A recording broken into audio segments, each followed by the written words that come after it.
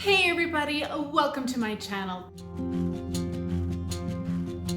Today I am so excited about today's video.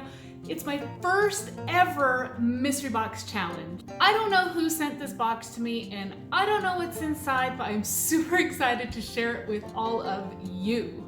So I sent out a package as well and it's a surprise. I would love if you would click on the link down below after you're done watching my video. So here's my box. I admit I'm nervous, but I'm super excited. Okay, so this person sent me a card and I am gonna tell you, she is from the United States and I am here in Canada. So I think that's gonna make it even a lot more fun. Aw, isn't it pretty? It says believe in yourself. Because I believe in you. Love it. My mystery sender is Rebecca. I am gonna have her channel linked down below so you can go and check her channel out. She is so fun. And if you're from Rebecca's channel, I wanna say big welcome. Okay, so the agreement was that if we wanted, we could send some extra items. And then she told me in the card that anything that's wrapped in pink are the items I must use for my project. So there's 3 items that I have to use for 3 separate DIYs. Okay, so I'm just gonna remove the packaging here and show you. Oh, she did send me some goodies, some extra goodies, so I'm really excited about that. First up is this relax sign. I definitely need to do more of that right now. I don't know if I have seen this. This is so cute. Thank you, Rebecca. I love that. That's so fun. Love that. So cute. And I don't think I've seen this either. I haven't seen a few of these things. Ooh, this is one of my favorite things to use right now are these wood planks, and this is the square. I love these so much. And this wood palette. Love these so much. I'm feeling a little spoiled now. Oh, and then there's these cute cupcake stickers. Love these. Okay, so now I've got the 3 pink tissue packages. So these are the items I have to use. Oh yay, these, I love these. Wood cubes, yes. Ooh, cute. A little mini puzzle in a tin. And the last item, napkins. I can never get enough napkins, so I am so excited about these because this is actually one of my favorite patterns that Dollar Tree has put out for napkins, so yay. So Rebecca, thank you. Stay tuned. Okay, so I thought I would tackle the puzzle first. I emptied out the contents and I'm going to give the tin a coat of this white acrylic gesso that I picked up from Michael's. Gesso is great as a primer, especially for slick surfaces such as this tin, so I love to use it. So I'm going to give the top and the bottom a coat of the gesso and allow it to dry well. Once it is dry, you can then give it a coat of paint. I'm using this cream colored paint, craft paint, and I'm just gonna give the bottom 1 to 2 coats and again, allow it to dry well. So for the lid, I'm going to be using those napkins that Rebecca sent me. They are so pretty. So I'm just going to take the napkin apart. I'm removing the bottom ply and I'm just using the top ply. And here I'm just trying to figure out the placement that I want to use. And then I'm going to tear out that little image that I selected. Then using my decoupage glue, I love to use the Deco Art brand. I'm going to give it a coat of the glue and then apply the napkin on top.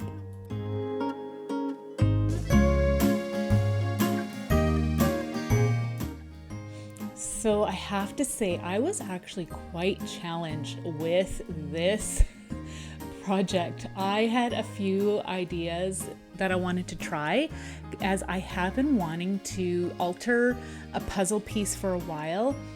and I definitely was challenged, but it was a good challenge. I needed to try this out. So here I am just going to give the top of the napkin a coat of the decoupage glue, and then I'm allowing it to dry well. So now I'm moving on to the puzzle pieces, and I'm going to flip them all over, and then I'm going to put the puzzle together.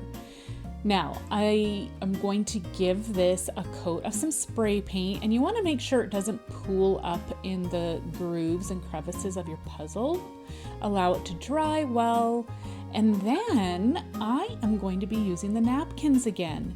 Now, I did try to hand paint my puzzle pieces originally, and it just was a complete and total flop. So I decided to spray paint it, and I wanted to try my hand at decoupaging my puzzle pieces. So I am gently applying the glue. I'm trying not to apply too much of the decoupage glue. And I did get a little bit of pooling in the crevices, but it wasn't too bad. And then once I have a nice thin layer just in one section, I am going to apply the napkin on top. Now, I did decide to do this in sections. I did find that it was easier, and that way here I could get it down nice and smoothly. So I'm going to just continue to work in the sections, and then we will be giving it a coat of the decoupage glue on top.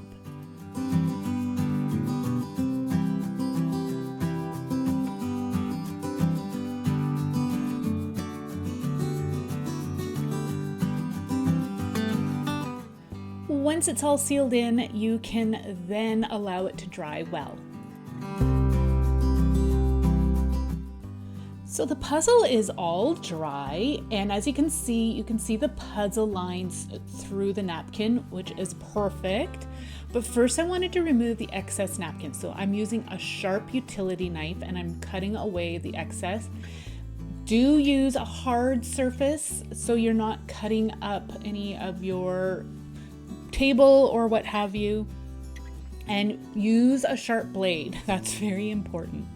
So now I'm using a sharp tipped craft knife, and I'm pressing into the grooves of the puzzle as I'm wanting to bring back each piece individually. Now, I will admit this was time consuming and it was quite tedious, but I really wanted to see if I could alter a puzzle. And it did work out really well in the end, so definitely stay tuned to see how it turns out. So it takes a little coaxing to pop the pieces, and if you find that it still hasn't cut through, then just go back over those lines and press firmly to cut through the layers, and then they will pop out. I was being very careful not to cut into the puzzle pieces. So here you go, and I'm just cleaning up the edge a little bit. Some of the pieces I did find were lifting, so if you do come across that, then you can just take a little bit of your decoupage glue and just add it to the edge and smooth that down, and that'll help to prevent it from lifting. Just be careful not to apply too much of the glue.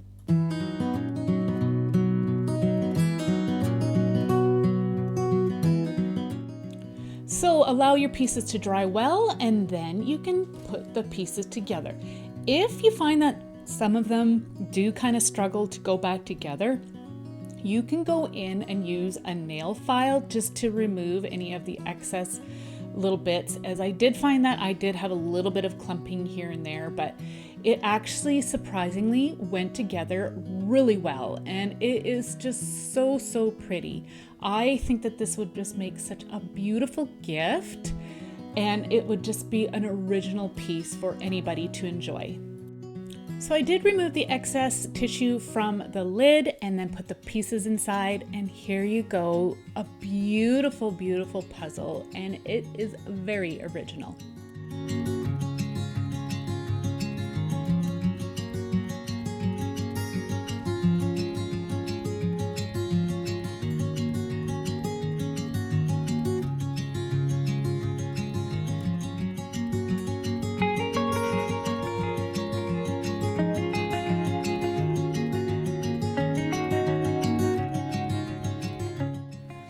So I have teamed up with this fabulous group of creatives to do this mystery box challenge. The person I sent my box to, I'm going to have the link to their channel down in my description box below. So this is going to be like a hop. So you're going to want to click on the link I have and hop on over to the next person.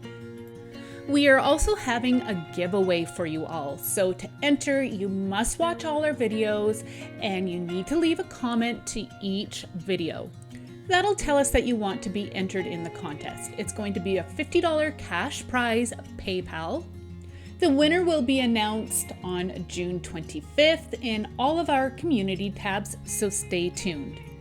There are 2 other mystery box challenge groups that you're going to want to go and check out when you're done this hop. So please go and visit Rebecca's channel to see those links. I want to say thank you to Rebecca for organizing this mystery box challenge. It has been so much fun. So on to our next challenge item. I am going to be using the wood cubes from Dollar Tree. I have this 6x6 wood panel canvas board that I picked up from Dollar Tree last year. And I am just going to create a row of 6x6 blocks within the backside of the frame, as you can see here. It has a very modern look to this and I love it. I've seen this on Pinterest and I was inspired by that look, so I wanted to give it a try. So I needed to measure the width and the height of my square block pattern, and it was 3¼ inches by 3¼ inches. Now I measured those markings out on a piece of this thin cardboard. It's from a cereal box. And then I took my scissors and cut it out.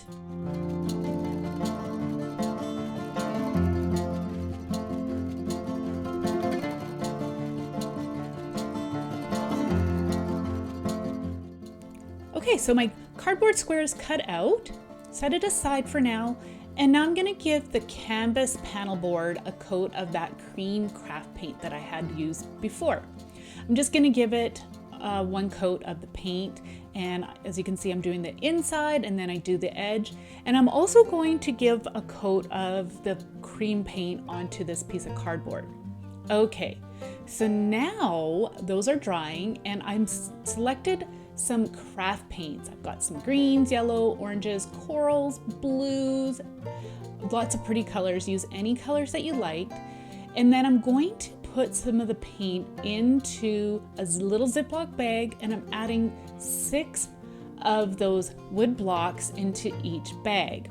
Now this was a little trick that I had seen my friend Fanny from Creations by Favi. She did this with wood beads, and I thought it was such a great way to coat wood beads, and I thought, I could probably do that with these. So I'm just mixing my colors into each bag. I'm wanting to make some of them kind of pastel, and then I'm gonna close up the bag and then smush that paint around, and that will coat each of our wood cubes. Once you are all done, you'll need a rag and a plastic craft mat, and you're going to take your wood blocks and put them on the craft mat. That way here, your surface will remain clean and you are going to allow your wood blocks to dry. The rag is just so we can clean off our fingers and then continue on to the next bag. So allow the wood blocks to dry well. And then I ended up having to remove some of the layers of my paint, as I didn't realize that some of it had kind of, it gets kind of chunky. And then it also pooled up on the craft mat, and I wanted to just remove that little edge. So there was just a few that I had to sand off using a sanding block or cut off using a craft knife. Okay, so my thin cardboard is all nice and dry, and now I am just going to lay it down and I'm going to make a pattern with the wood cubes.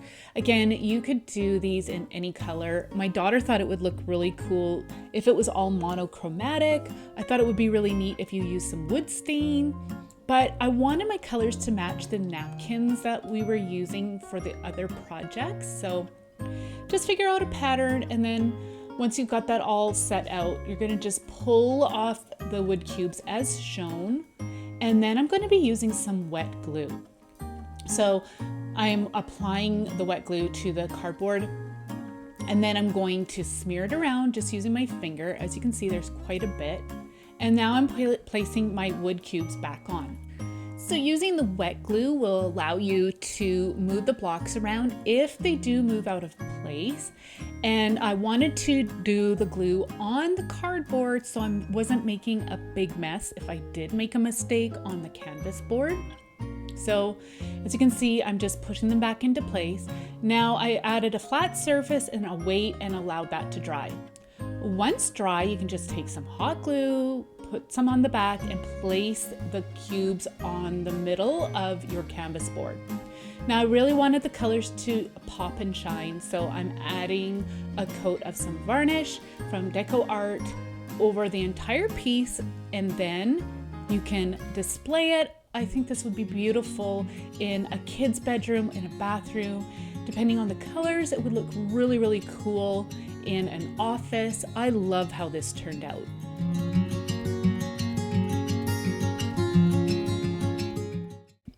Okay, so for the next project, I'm going to use this gather sign. And as you can see, that gather word was on there crooked. So I thought, you know what? I am going to repurpose this piece. I did like the background. I thought it was very, very pretty, but I knew that gather would drive me nuts. So I'm giving the background a coat of some of my gesso along with the craft paint and allow it to dry well. Once the piece is dry, I'm going to make sure that that hook is at the top side, and using our napkins again, you can see that the square fits perfectly inside this box. Now, if you don't have napkin, you could totally use scrapbook paper. That is fine, but of course I wanted to feature the napkin. So again, I'm going to be using my decoupage glue and giving a coat on the back side, and then placing my napkin on the surface. I'm being careful when I'm applying it, but I am kind of pushing it into the edges and the corner, as you see here. And then I'm going to go over it with the decoupage medium. I allowed it to dry, and now I'm going to be using some florals that I picked up from Dollar Tree. I've got some little white ones and some cherry blossoms. And now I'm going to just show you a trick that I do to get my flowers to match a project that I'm working on. So I've got a selection of my flowers, and here's some craft paints that match the napkin. I've got this bright salmon color and a bright orange. And using some water, I'm going to dilute the craft paint and then paint the flowers. Now this is a really, really fun technique, because then if you don't have artificial flowers that match your project exactly, this is a great way to get that look that you want. So now I'm going to paint the cherry blossoms with the bright salmon color, and this turned out so well. Once you have your flowers all painted, you can then set them aside and allow them to dry well.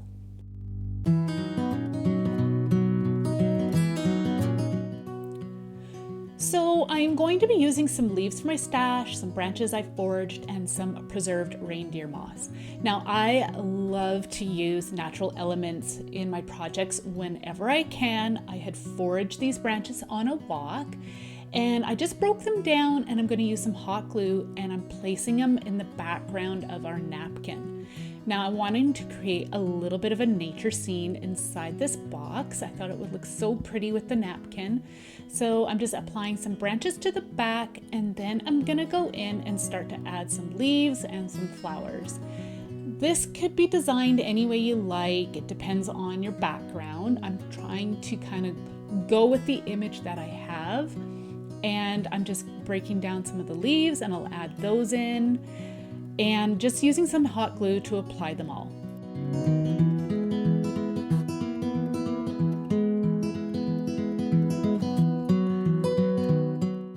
So for another fun little added touch, I thought I would use some preserved reindeer moss. So I'm just using some hot glue to apply that, and then I will push the moss into place, and I'm just applying it to the bottom of our little wooden box.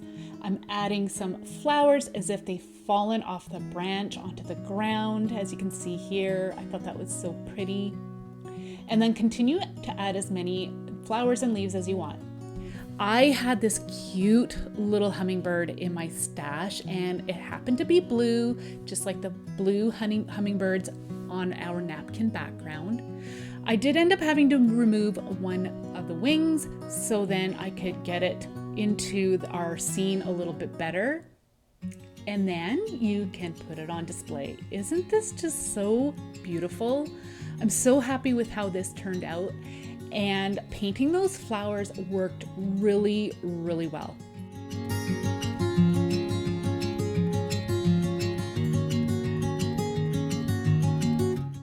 So as always, I like to know which project was your favorite by commenting down below. So click on the link down below to hop on over to the next creator. Don't forget to leave a comment here to enter the giveaway. And I want to say a big thank you to you and Rebecca and all my fellow creators. See you in the next one. Bye.